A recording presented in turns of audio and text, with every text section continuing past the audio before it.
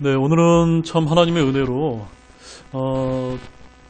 저희들이 이제 성도 청회를 하게 되면은 이제 집사 형제를 이제 선출하기 위한 그런 말씀으로 제가 이제 이 말씀을 또 준비했고, 앞서 제가 잠깐 설명을 드렸다시피, 디모데전서 강해 3장의 이제 후반부인 집사의 이제 자격 조건에 대한 말씀이 마침 또 나와 있기 때문에 오늘은 이제 디모데전서 강해 9번째 말씀을 병행하면서 오늘 말씀을 제가 이제 준비를 하게 되었습니다.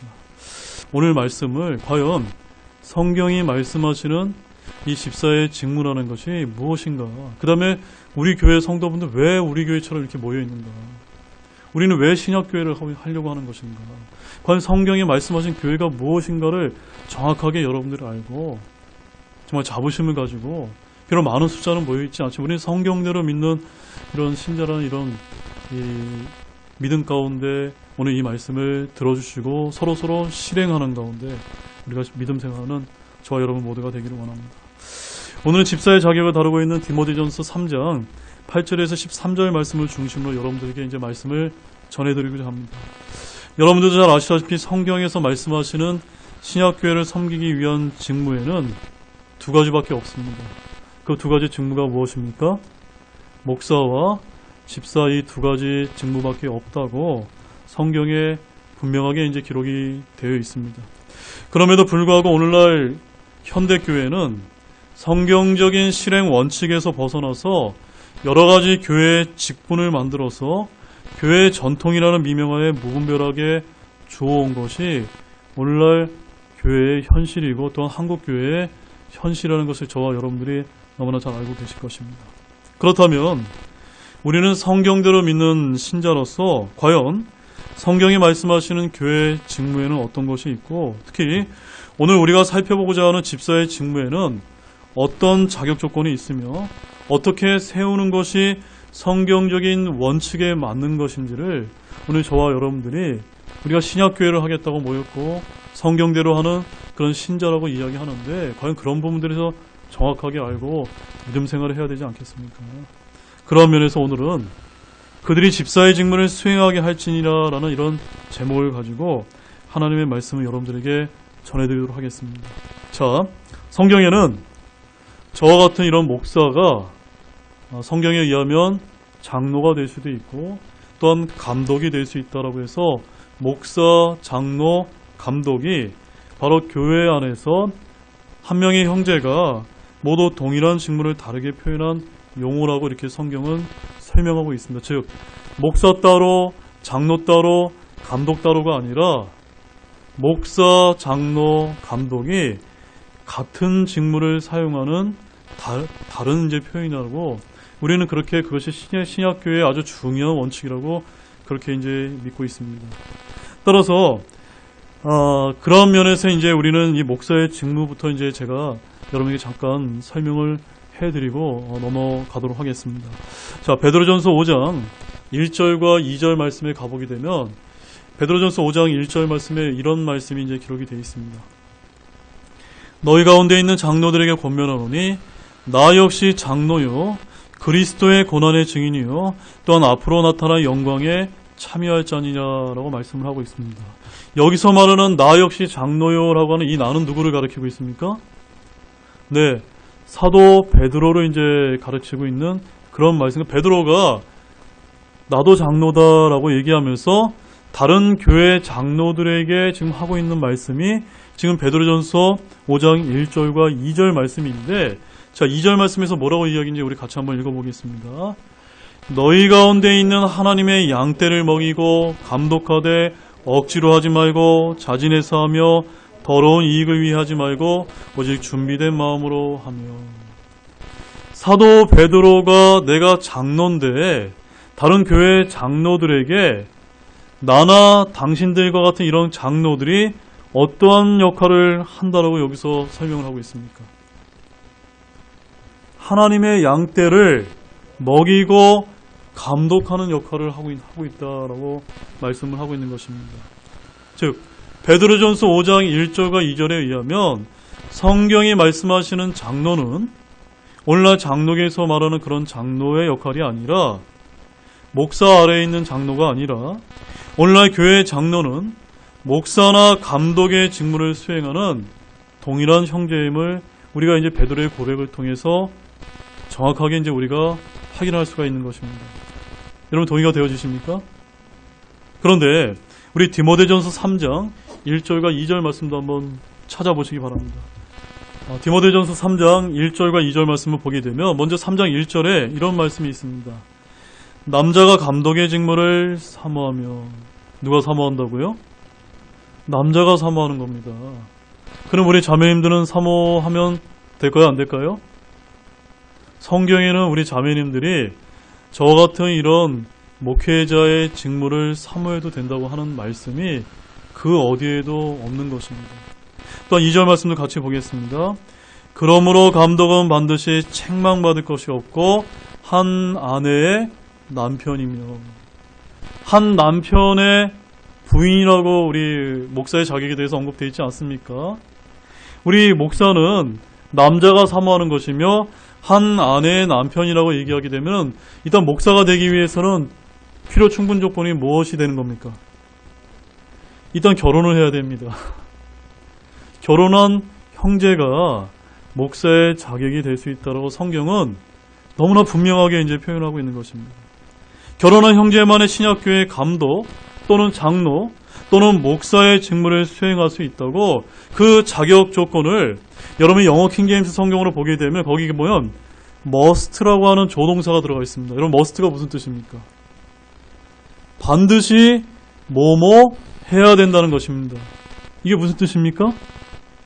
저와 같은 목사는 반드시 결혼한 남자 형제만 목사를 할 수 있다는 겁니다. 더군다나 2명의 와이프 안 됩니다. 1명의 아내를 둔 건전한 이런 가정을 이룬 형제만이 반드시 그렇게 해야 된다라고 성경에는 뭐 이 구절은 논란의 구절이 없습니다. 그럼에도 불구하고 오늘날은 어떻습니까? 오늘날 많은 현대교회에서 양성평등을 강조하면서 우리 자매에게도 목사의 직무를 세움으로써 그 성경적인 원칙이 허물어지고 있는 것이 오늘날 교회의 현실인 것입니다. 이렇게 성경은 목사, 즉 감독의 자격을 디모데전서 3장 1절에서 7절 말씀에서 다룬 다음에 이어서 8절에서 13절 말씀에서 그 나머지 교회의 두 직무 중에 하나인 집사의 자격 조건에 대해서 다루고 있는 것입니다. 자, 제가 계속해서 직무라고 표현하는 이유가 무엇일까요? 오늘 우리가 보는 이제 성경의 이제 영어 표현을 보게 되면 이 직무가 오피스라고 되어 있습니다. 오피스는요, 직분이 아닙니다. 여러분, 직분하게 되면 어떤 느낌이 드십니까? 어떤 자리나 어떤 위치를 이제 강조하는 것처럼 들리지만, 직무, 오피스 하게 되면 어떤 느낌이 드십니까? 교회 안에서 성도들을 섬기는 일에 주안점을 두고 있다는 것이 오늘 하나님의 말씀이 가르치는 포인트인 것입니다. 사랑하는 여러분, 우리 교회는 현재 집사 형제 한 분이 신실하게 그 직무를 섬기고 계십니다. 그래서 거기 어떤 분들이 굳이 집사 형제를 추가로 세울 필요가 있는가라는 그런 의문을 여러분들이 가실지 모릅니다. 교회에는요, 예배가 끝나게 되면은 성도 여러분들이 다 나가신 다음에 우리 집사 형제들이 남아서 목사인 저를 대신해서 교회의 재정을 별도로 투명하게 관리하고 또한 시설을 개선하고 또 지체들의 여러 가지 필요한 부분들을 섬기는 일들이 별도로 필요합니다. 그래서 저는 오늘 우리 교회가 왜 집사 형제님들이 필요한지를 솔직하게 여러분들에게 말씀을 드리기 위해서 이 말씀을 준비하게 된 것입니다. 우리 교회에는 집사 형제 한 분과 또한 두 분의 집사의 직무에 준하는 별도의 임원을 두어서 교회의 재정이나 행정의 일로 섬겨오셨습니다. 그리고 임원회를 두어서 교회 안의 일을 담임 목사인 저와 논의해 왔습니다. 이제는 우리 교회도 외형적으로 성장을 했고 한 단계 더 도약과 발전을 하기 위해서 제가 기도하는 가운데 성경적인 집사의 직무를 추가로 세울 필요를 제가 절감을 하게 되었습니다.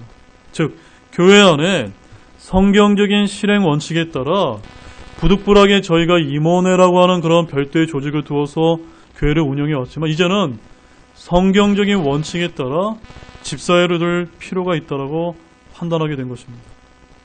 그러므로 저는 오늘 말씀을 통해서 과연 집사의 직무에는 어떤 성경적인 기준이 있는지를 말씀을 드리고자 하니까 여러분들이 유념해서 들어주시기 바랍니다. 또한 나는 저 집사의 자격에 나는 해당이 되는 사람이 아닌데 내가 왜 이 말씀을 드려야 되는가라고 이렇게 생각하지 마시고, 우리가 신약교회를 하겠다고 모여있는데 신약교회라고 하는 것은 목사는 어떤 사람이 되어야 되고 집사는 또 어떤 사람이 되어야 되는지 이런 것들을 정확하게 우리가 아는 가운데 우리가 모여있는 것이 우리가 신약교회라는 것입니다.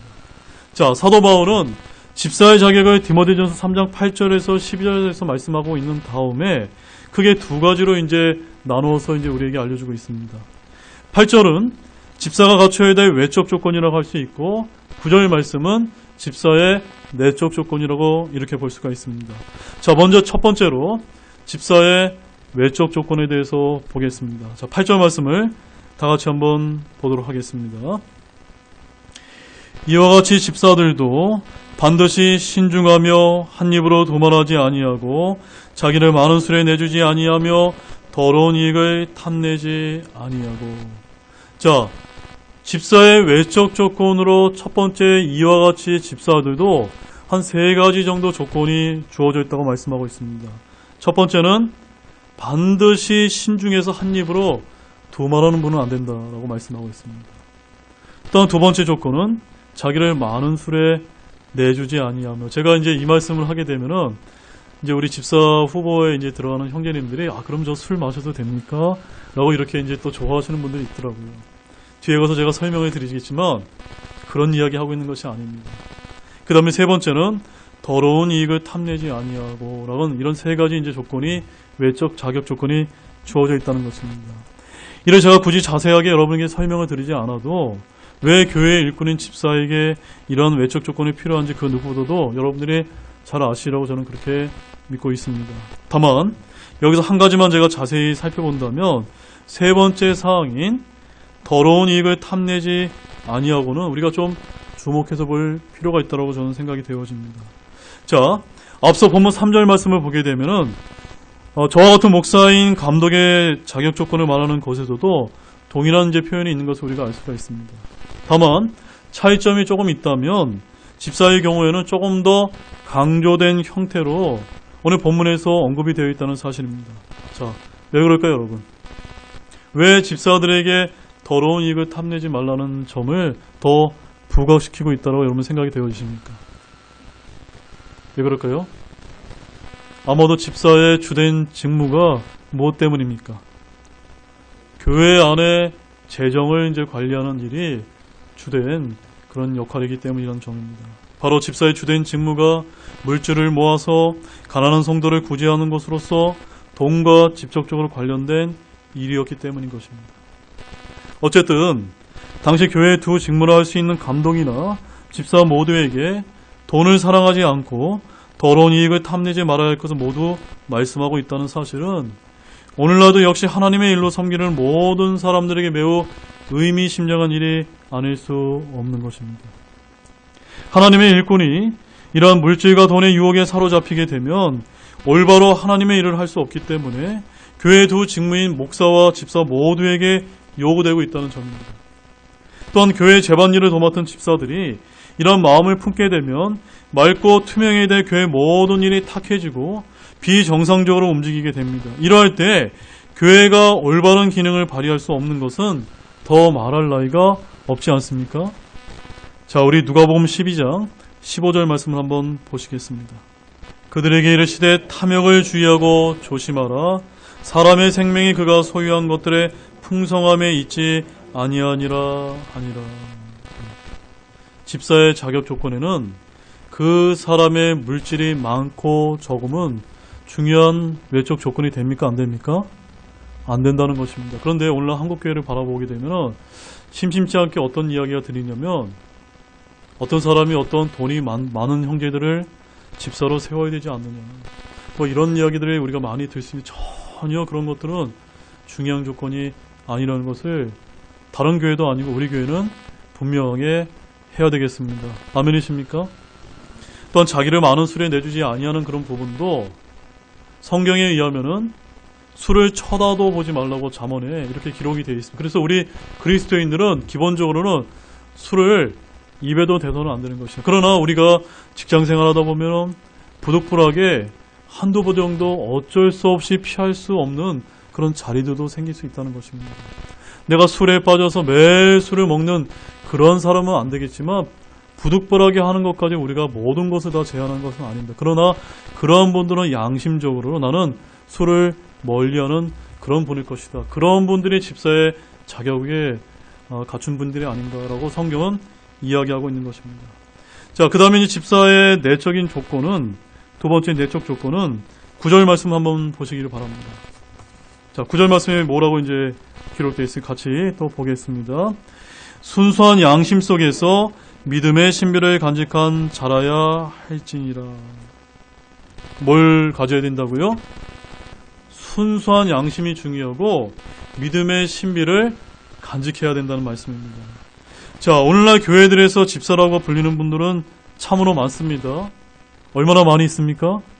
아까 제가 앞서 설명드렸듯이 교회만 나오기만 하면 등록하기만 하면 목사가 마음대로 그냥 서리 집사를 막 줍니다.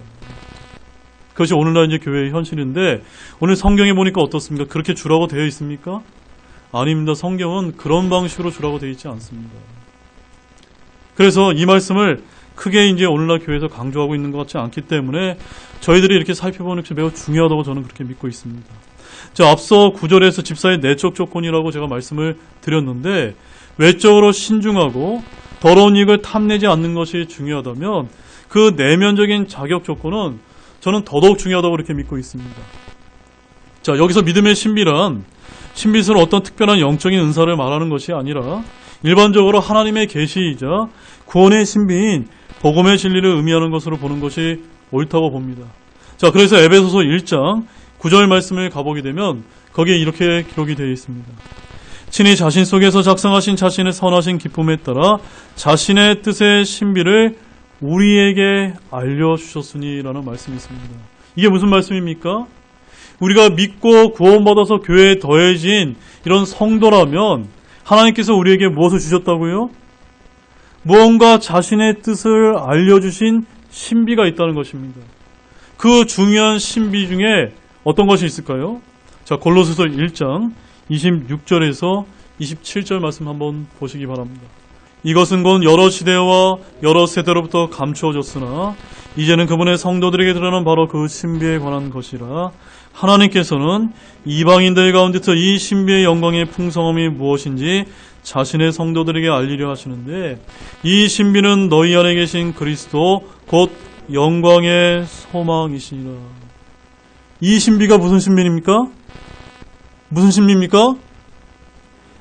내 안에 누가 계신 겁니까? 예수님이 살아계시구나. 이것을 깨닫고 믿고 아는 가운데 믿음 생활하는 성도가 바로 순수한 양심 가운데 믿음의 신비를 가진 자라는 정입니다. 오늘날 집사 가운데 내 안에 주님이 살아계시다는 걸 모르는 사람들도 얼마든지 있을 수 있다는 것입니다. 너무나 기본적인 얘기지만 너무나 또 중요한 이야기가 아닐 수 없는 것입니다. 바울은 교회의 집사가 되려는 형제들은 여기에 더해서 순수한 양심이 있어야 된다고 또한 강조했습니다. 이는 집사의 직무가 말씀을 가르치고 전하는 목사와 달리 주로 구제사역과 복음전도와 재정 등 구체적인 교회의 업무로 섬기는 것이기 때문일 것입니다. 따라서 사실 집사의 자격으로는 본전의 조건 하나만으로도 충분하다고 우리는 볼 수 있습니다. 왜냐하면 순수한 양심 속에 믿음의 신비를 간직한 자라면 8절 말씀처럼 더러운 이익을 탐할 리 없고 간사하게 한 입으로 도만하지 않고 많은 술에 내주는 무절제한 생활로 교회와 성도의 품위를 떨어뜨리는 행동 역시 하지 않을 것이기 때문입니다. 사랑하는 형제자매 여러분, 원래 많은 교회들에서 일꾼을 세우면서 이러한 진리의 말씀보다는 인간적인 생각을 내세울 때가 얼마나 많은지 모릅니다. 예를 들어서 믿음과 양심보다는 재산이 많고 학력이 또 높거나 이런 것들 더 중요시 여기는 것들입니다. 어떤 면에서는 전혀 필요치 않다는 것이 아닙니다. 그러나 교회는 세상의 기업처럼 영리를 추구하는 것이 아니고 또 학교처럼 단순히 지식을 전달하는 것이 아니기 때문에 이 그리스도의 몸인 교회에서는 단지 재정이나 학식이 풍부한 일꾼을 세운다고 해서 더 좋은 열매를 맺으라고 우리는 기대할 수 없는 것입니다. 오히려 믿음과 순수한 양심이 결여된 상태에서 세상적인 기준인 돈이 많고 학식이 높고 지위가 있는 것이 오히려 더 좋지 못한 열매를 가져올 수 있다는 사실을 우리는 반드시 기억해야 되겠습니다. 그러면 교회 집사로 순수한 양심 속에서 믿음의 신비를 간직한 형제를 잘 세우게 되었을 때는 그 결과가 어떠할지 우리는 성경 말씀을 통해서 확인해 볼 필요가 있는 것입니다. 자, 사도행전 6장 1절에서 7절 말씀입니다. 사도행전 6장 1절에서 7절 말씀인데 먼저 1절에서 3절 말씀을 함께 우리 읽어보도록 하겠습니다. 같이 보겠습니다. 그 당시에 제자들의 수가 크게 늘어났는데 그리스만 하는 사람들이 자기들의 과부들이 나이마다 주는 배급에서 빠짐으로 히브리 사람들에게 불평을 터뜨리매 그때 12사도가 제자들의 무리를 자기들의 앞으로 불러 이르되 우리가 하나님의 말씀을 버려두고 상을 섬기는 것이 합당치 아니하니 그러므로 형제들아 너희는 너희 가운데서 정직하다는 평판이 있고 성령님의 지혜가 충만한 7사람을 골라내라. 우리가 이 일을 그들에게 맡기고, 자 4절에서 7절입니다. 오직 우리는 계속해서 기도와 말씀사에게 전념하리라 하매 온 무리가 그 말을 기쁘게 여기고 믿음과 성령님이 충만한 사람 스데반과 빌립과 브로보르와 니가노르와 디몬과 바메나와 안디옥 출신의 유대교 개종자 니골라를 택하여 사도들 앞에 세우니 사도들이 기도하고 그들에게 안수하니라. 하나님의 말씀이 자라나서 예루살렘에서 제자들의 수가 크게 늘어나고 제사장들의 큰 무리도 그 믿음에 순종하였더라. 아멘. 자, 이 말씀을 보게 되면 집사라고 하는 구체적인 용어가 보입니까? 안 보입니까? 여기는 드러나 있지 않습니다. 그런데 우리가 왜 이게 집사직의 초대교회 집사직의 기원에 관한 말씀이라고 우리는 그렇게 믿고 있죠? 여기 보게 되면은 스데반과 빌립이 바로 신약 성경에 의하면 집사로 이제 불렸기 때문입니다. 그래서 우리는 바로 이 말씀이 초대교회 당시 집사 형제들을 뽑게 된 기원에 관한 말씀임을 그 누구도 우리는 부인할 수 없습니다. 자, 그런데 여기서 단지 집사의 조건으로 두 가지가 이제 제시가 되고 있습니다. 3절 말씀을 보게 되면 어떤 조건이 주어져 있습니까? 성령님과 지혜가 충만한 형제가 필요하다고 말씀하고 있고, 두 번째는요, 정직하다는 평판이 있어야 된다는 것입니다. 이 조건만이 이제 제시가 되어 있습니다. 그리고 사도들의 권고대로 교회는 바로 그런 사람을 어떻게 했습니까? 골라냈다는 점입니다. 근데 사도들이 교회 안에서 집사를 뽑을 때 오늘 제가 이제 매주간 제가 여러분들에게 뭐라고 말씀드렸습니까?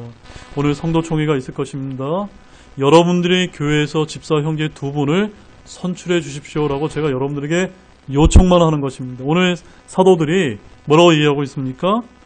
성령님과 지혜가 충만하고 정직한 평판이 있는 7사람, 7형제를 골라내 주십시오라고 이렇게 목회자는 교회에 요청하는 것입니다. 이것이 이제 집사를 선출하는 정확한 성경적인 절차인 것입니다.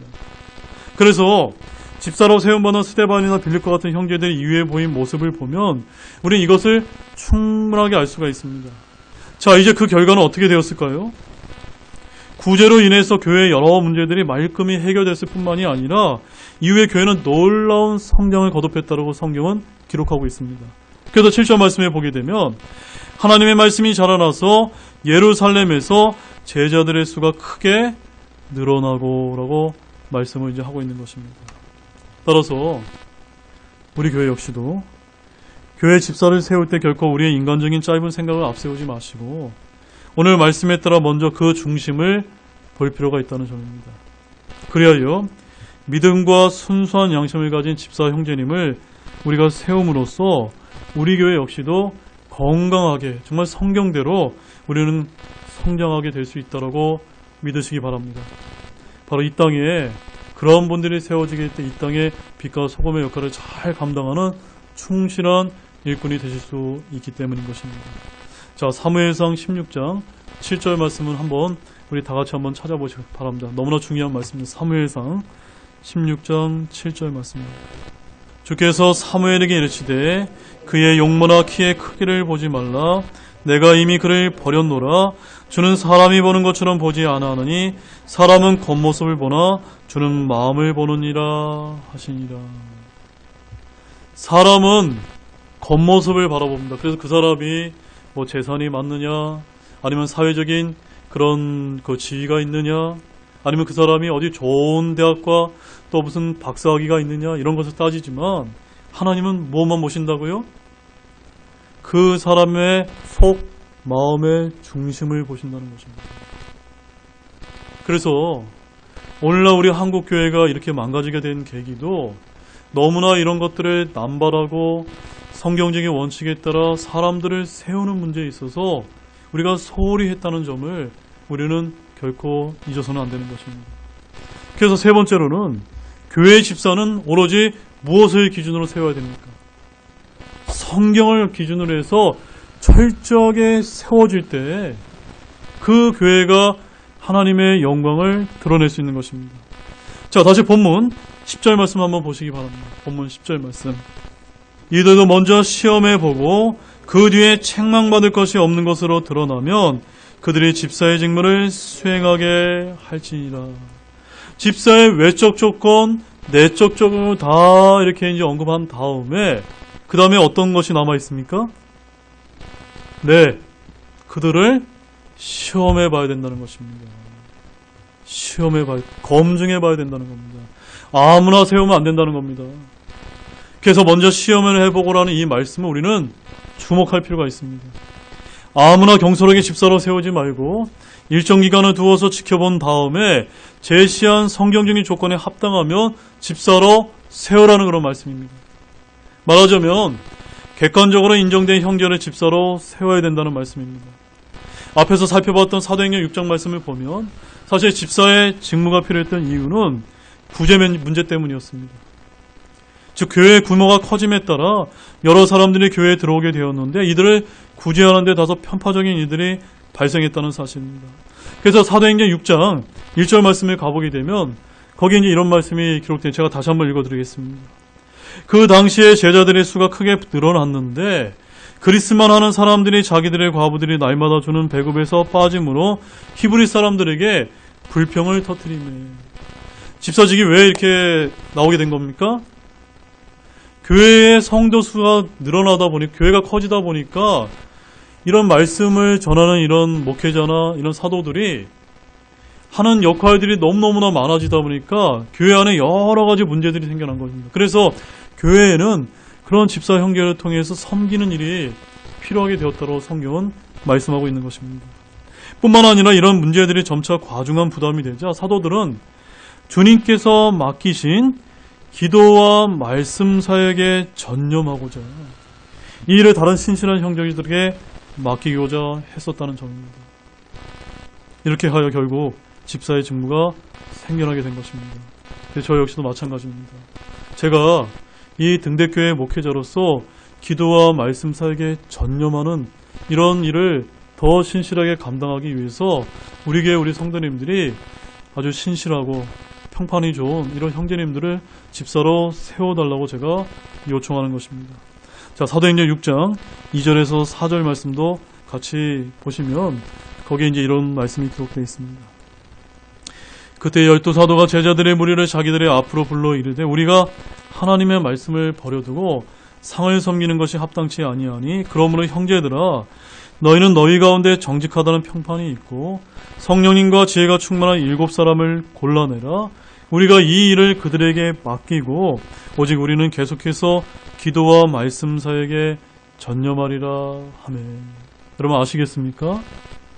집사는 교회를 치리하도록 세우라는 그런 말씀이 아니라 목회자나 또는 성도들을 섬기라고 이렇게 집사직을 세우게 되었다는 점입니다. 여기서 우리가 주목할 점은 이런 최초의 집사 형제들을 선임함에 있어서 사도는 일체 과정을 교회 전체 성도들에게 전적으로 위임했다는 사실을 우리가 참고할 필요가 있습니다. 무슨 말씀이냐면 집사를 선출할 때 담임 목사가 어떠한 형제가 됐으면 좋겠다고 지정을 해가지고 세우는 것이 아니라 여러분들이 성경적인 기준에 맞는지를 잘 따져보고 세우라는 말씀입니다.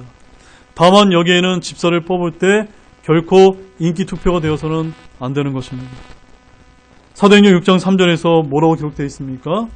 너희는 너희 가운데서 정직하다는 평판이 있고 성령님과 지혜가 충만한 사람 7사람을 골라내라. 저 역시도 마찬가지입니다. 우리 교회의 규모에 맞게 두 분의 형제님을 골라내 달라고 제가 여러분에게 부탁을 드리는 것입니다. 즉 사도들은 자기들의 마음대로 집사들을 선임한 것이 아니라 일정한 기준, 그것도 성령님과 지혜가 충만하다고 정직하다는 평판이 있어야 한다는 매우 객관적인 기준만을 제시한 다음에 나머지는 성도들에게, 바로 성도 여러분들에게 맡긴 것입니다. 그리하여 교회가 형제들을 집사로 추천했을 때 사도들은 단지 임명을 위해서 안수했을 뿐이다 라고 말씀하고 있습니다. 그래서 사도행전 6장 6절 말씀에서는 뭐라고 기록하고 있습니까? 사도들 앞에 세우니 사도들이 기도하고 그들에게 안수하니라. 그래서 여러분들이 우리 교회에 필요한 일꾼을, 집사 형제들을 잘 선출해 주시면 저 역시도 이제 내년에 그 형제들에게 기도하고 안수하는 절차를 가지게 될 것입니다. 그렇다면 우리 사도들이 이런 모습을 보인 진짜 궁극적인 이유가 무엇 때문일까요? 왜 그렇게 했을까요? 왜 전적으로 맡겼을까요? 그것은 교회의 주인이 누구이시기 때문입니까? 목사가 아니라 교회의 주인은 누구입니까? 머리이신 예수 그리스도이시기 때문인 것입니다. 바로 사도들, 목사들이 아니기 때문인 것입니다. 즉 사도들은 교회에 대한 주권이 철저히 주님께 있음을 알았기 때문에 교회의 일꾼을 자기들의 기준에 따라 자기들이 직접 임명한 것이 아니라 하나님의 뜻을 따른 객관적인 기준에 따라 성도들의 추천으로 선발된 형제들을 선임하였던 것입니다. 그런데 오늘날 일부 교회에서는 이런 교회의 집사를 세움에 있어서 하나님의 뜻을 따른 객관적인 기준에 의하지 않고 사람의 뜻에 좌우된 경향이 많지 않은가라고 저는 그렇게 생각이 되어집니다. 따라서 우리 교회는 집사 형제를 세움에 있어서 오로지 하나님께서 원하시는 형제들만을 선임해야 될 뿐만이 아니라 그렇게 하심으로 인해서 교회를 사람들의 기관이 아닌 하나님의 신성한 기관으로 세워서 오로지 하나님의 뜻과 영광만을 나타내기를 진실로 소망합니다. 자, 이제 마지막 네 번째로는 집사의 직무는 추가적인 이제 조건이 있습니다. 추가적인 조건이 무엇일까요?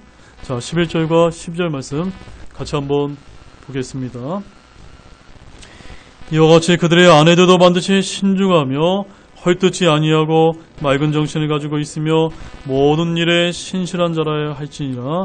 집사들은 한 아내의 남편이 되어 자기 자녀들과 자기 집을 잘 다스릴지니. 자, 추가적인 조건은 누구에 대한 조건입니까? 누구에 대한 조건입니까? 네, 집사들의 아내에 대한 이제 자격 조건이 나온다는 것입니다. 자, 이 말씀이 굉장히 특이합니다. 저와 같은 이런 감독이나 목사의 자격 조건에는 목사의 아내에 대한 말씀은 전혀 이제 언급이 되어 있지 않는 것으로 보이는데, 특별히 집사들의 아내에 대해서는 뭐라고 이제 이야기하고 있습니까? 반드시 신중하며 헐뜯지 아니하고 맑은 정신을 가져야 되고 모든 일에 신실해야 된다. 누가요? 집사가 된 형제님들이 아니라 집사 아내분들이 그렇게 돼야 된다라고 말씀하고 있습니다. 왜 그럴까요, 여러분? 모두가 그런 것은 아니지만 일부 집사들의 아내들이 신중하지 못하게 해서 다른 지체들을 헐뜯거나 오히려 교회를 어렵게 할 수도 있기 때문이라는 점입니다. 그래서 집사들의 아내가 될 만한 분들도 맑은 정신을 가지고 있고 모든 일에서 신실한 분인지 성경적인 기준에 따라 원칙에 따라 여러분들이 잘 살펴보셔야 되는 것입니다. 그리고 마지막 조건은 12절을 보면 집사들은 한 아내의 남편이며 라고 하는 이 말씀을 또 주목하시기 바랍니다. 집사들도 누구만 될 수 있는 것입니까? 결혼한 형제만 될 수 있는 것입니다. 결혼한 형제들만 집사로 세우라고 너무나 명확하게 성경에 기록되어 있습니까? 안 되어 있습니까? 되어 있습니다. 그래서 우리 교회가 이렇게 하는 것입니다.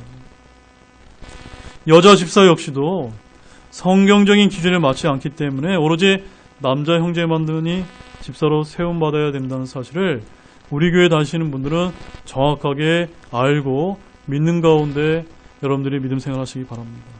더구나 자기 자녀들과 자기 집을 잘 다스리는 형제여야 된다는 말씀도 잊지 마시기 바랍니다. 자, 이제 결론을 맺겠습니다.